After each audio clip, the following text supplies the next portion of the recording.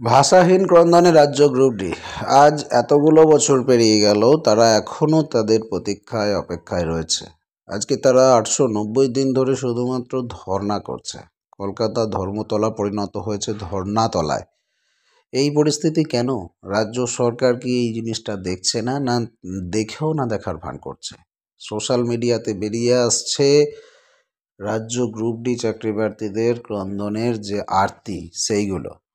কল্লোলিনী কলকাতা, নাগরিক সৌন্দর্যে সে তিলোত্তমা, অথচ সেই তিলোত্তমার রাজপথে গান্ধী মূর্তি কিংবা মাতঙ্গিনী হাজরা মূর্তির পাদদেশে ন্যায় এবং যুক্তিসঙ্গত সুনিশ্চিত চাকরি কিংবা ডিএ এইসবের দাবিতে বাংলার সহস্র অসহায় বঞ্চিতদের ধর্মতলায় ধর্ণামঞ্চ চলছে।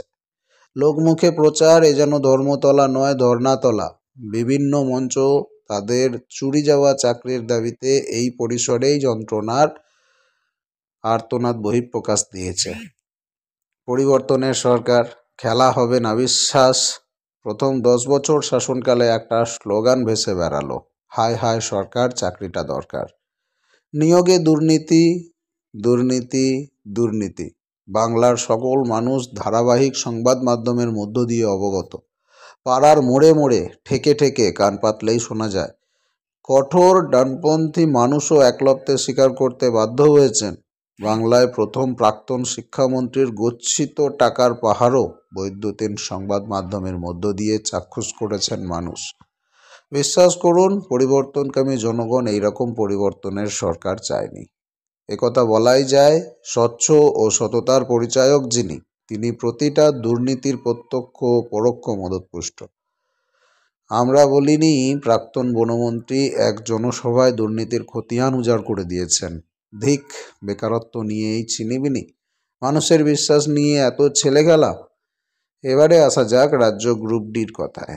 মাননীয় মুখ্যমন্ত্রীর নিজস্ব দপ্তরের নিয়ন্ত্রণের অধীন West Bengal group D recruitment board 2017 গঠন করে রাজ্যের বিভিন্ন সরকারি দপ্তরে গ্রুপ ডি নিয়োগে একটা প্রচেষ্টা চালিয়েছেন।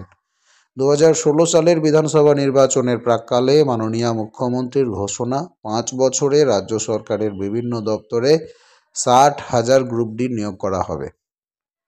বাংলার সকল শিক্ষিত মেধাবী ছাত্র সহ অষ্টম শ্রেণী উত্তীর্ণ প্রায় 25 লক্ষ কর্মপ্রার্থী এই পরীক্ষায় আবেদনপত্র জমা করেছিল। প্রত্যেকেই খুব আশাবাদী ছিল। দৈনিক রুটি রুজির ক্ষেত্রে সরকারি চাকরি শৈশবকাল থেকেই একটা স্বপ্ন হয়ে থাকে। এমন অবস্থায় নিজেদের স্বপ্ন এবং পরিবারের স্বপ্ন বাস্তবায়নের জন্য প্রস্তুতিও শুরু করে দিয়েছিল গ্রুপ ডি চাকরি প্রার্থীরা। তখনও বুঝে উঠতে পারেনি প্রতিশ্রুতি এবং বাস্তবায়নের মধ্যে এত বিস্তর ফারাক থাকতে পারে। প্রথম ধাপে মাত্র 6,000 শূন্যপদ পূরণে 5,422 জনের অস্বচ্ছ একটা মেধা তালিকা প্রকাশ পেয়েছিল। সরকারি বিবৃতিতে নোটিফিকেশন অনুযায়ী বাকি 578টি শূন্যপদ ক্যাটাগরি ভিত্তিক পূরণ করা যায়নি, যেটা সর্বৈব মিথ্যা কথা। সবচেয়ে অবাক করার বিষয়, যখন গ্রুপ ডি চাকরি প্রার্থীরা কত সংখ্যক ওয়েটিং কর্মপ্রার্থী কতগুলো রয়েছে, সেই তালিকাটা সম্পূর্ণ আত্মগোপন করে রাখা হয়েছিল। কিসের জন্য, কাদের স্বার্থে, আর এ নতুন করে বলার অপেক্ষাই রাখে না। বঞ্চিত হয়ে একাধিক কর্মপ্রার্থী আরটিআই করে প্রাপ্ত র্যাঙ্ক এবং প্রাপ্ত নম্বর এবং তথ্য জানার অধিকার আইনে আবেদন করল। আরটিআই করে সকল তথ্য বোর্ডের ওয়েবসাইটে দেওয়া হবে। বিজ্ঞপ্তি প্রকাশ হলেও এটা যে সরকারের বড্ড অস্বস্তি, সেটা আর বুঝতে কারো অসুবিধা হলো না। মুখ্যমন্ত্রীর নিজস্ব দপ্তরের নিয়ন্ত্রণের অধীন P&AR ডিপার্টমেন্ট অর্থাৎ পার্সোনাল অ্যান্ড অ্যাডমিনিস্ট্রেটিভ রিফর্মস দপ্তরে ভুতুরে আপডেটের মাধ্যমে বেনজল যে ঢুকেছে সেটা বলাই বাহুল্য। সেই আপডেটের প্রতিলিপি আধিকারিকের সামনে তুলে ধরলে খানিক বিস্ময় প্রকাশ করেন এবং ওয়েবসাইট হ্যাক হয়েছে এমন মন গড়া বার্তা দিয়ে অস্বস্তি ঢাকেন। ততক্ষণে গ্রুপ ডি চাকরি প্রার্থীরাও যা বোঝার বুঝতে পেরে গেছিল। যখন কোনোভাবেই তথ্য সংগ্রহ করতে পারা যায়নি, তখনই আদালতের দ্বারস্থ হতে হয়েছে, অর্থাৎ স্টেট অ্যাডমিনিস্ট্রেটিভ ট্রাইব্যুনালের দ্বারস্থ হয়েছিল গ্রুপ ডি প্রার্থীরা, স্যাট। বিশ্বাস করুন, সেখানেও সরকার পক্ষের আইনজীবী শুধু দিনের পর দিন সময় চেয়ে নিয়েছেন, স্বচ্ছতার প্রতিলিপি তুলে ধরতে পারলেন না। শেষমেশ দীর্ঘ প্রায় 2 বছর স্যাটের ডিভিশন বেঞ্চের বিচারপতি নিয়োগ না হওয়ায় শুনানিও হলো না, অর্থাৎ সেখানেও বঞ্চিত থেকে গেল গ্রুপ ডি প্রার্থীরা। মাঝখান থেকে সরকার নিজেদের এক প্রকার দুর্নীতি ঢাকতেই তড়িঘড়ি মন্ত্রিসভার বৈঠকে বোর্ডটাই অবলুপ্ত করে দেওয়া হলো।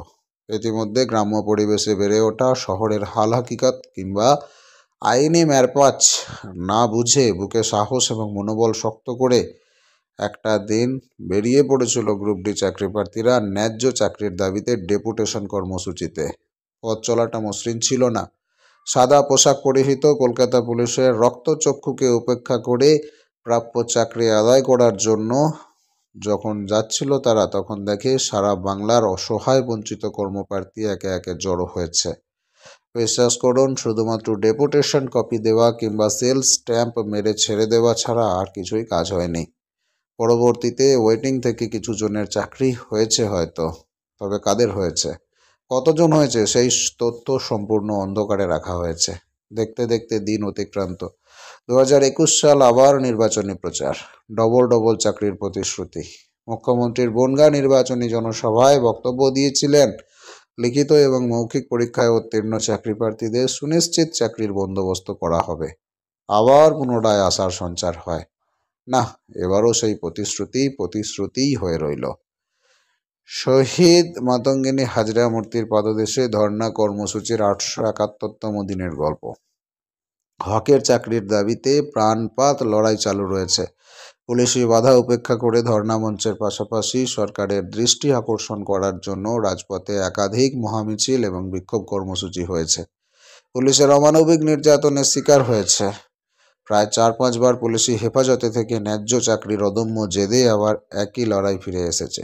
শান্তিপূর্ণ অবস্থান কর্মসূচিতেও পুলিশ 143, 148, 332, 353 ধারা প্রয়োগ করে মেরুদণ্ড ভেঙে দেওয়ার চেষ্টা করেছে। আইনের প্রতি পূর্ণ ভরসা রেখে লক্ষ্য অবিচল রেখেছে গ্রুপ ডি প্রার্থীরা।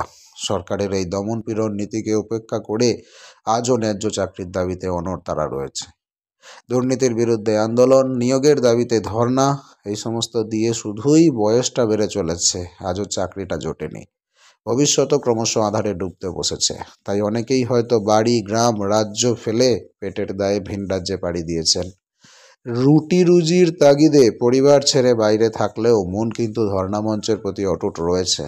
আজও স্বপ্ন দেখে ন্যায্য চাকরিটা আমরা পাবো। মুখ্যমন্ত্রীর অমানবিক আচরণ কিংবা নীরবতা শুধুই ভাবিয়ে তোলে। কৈশোরের স্বপ্ন আজও হাতড়িয়ে চলেছে গ্রুপ ডি চাকরি প্রার্থীরা।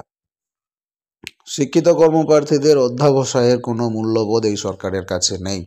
অসহায় মানুষদের প্রতি বঞ্চনা করেও শাসক শ্রেণীর স্লোগান খেলা হবে। সত্যিই অবাক লাগে। কেমন যেন জনগণকে তাতিয়ে ভোট বৈতরণী পার করে ক্ষমতাসীন হয়ে ক্রমশ ধোঁকা দিয়েই চলেছে। আর চাই না এমন সরকার। এই সরকারের অবসান হওয়া দরকার। ভাবনা একটাই, চা, চপ, কাশফুল, বাঁশপাতা, সর্বশেষ সংযোজন কচুরিপানা একজন মেধাবী কর্মপ্রার্থীদের কর্মসংস্থানের দিশা হতে পারে, তা আমাদের ভাবনার অতীত। আমরা কখনোই কাঙ্ক্ষিত ছিলাম না যে এই রকম পরিস্থিতির সম্মুখীন হতে হবে এই রাজ্যে। মেধার ভিত্তিতে নির্বাচিত হয়েও কর্মহীন অবস্থায় প্রকৃত ন্যায় বিচারের আশায় আমাদের এই জায়গায় পৌঁছাতে হয়েছে।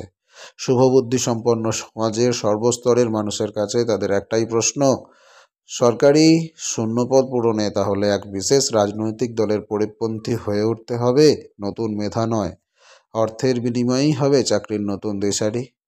এই সমস্ত খোলা চিঠি কিন্তু বেরিয়ে আসছে। এই রিসেন্টলি ঘটে গেল যেটা ধর্ণা মঞ্চ, সেখানে উপস্থিত থাকার কথা ছিল নওশাদ সিদ্দিকী, শুভঙ্কর সরকার, সজল ঘোষ, রুদ্রনীল ঘোষ, কৌস্তব বাগচি, শতরূপ ঘোষ, আশুতোষ চ্যাটার্জি ইত্যাদি ইত্যাদি, আরও বিশিষ্ট ব্যক্তিত্ববর্গ। তবে আমি আপনাদেরকে যেটা এতক্ষণ শোনালাম এটা কিন্তু পুরোপুরি সোশ্যাল মিডিয়া থেকে পাওয়া একটি পোস্ট, যেখানে দেখা যাচ্ছে গ্রুপ ডি চাকরি প্রার্থীদের আর্তনাদ ফুটে উঠেছে। এই বিষয়ে আপনাদের বক্তব্য কমেন্ট সেকশনে জানাবেন। দৃষ্টি আকর্ষণ করবেন ভিডিওটিকে শেয়ার করে, যাতে সরকারের কাছে পৌঁছায়। পরবর্তী আপডেট পেতে চোখ রাখুন স্মার্ট দুনিয়ায়।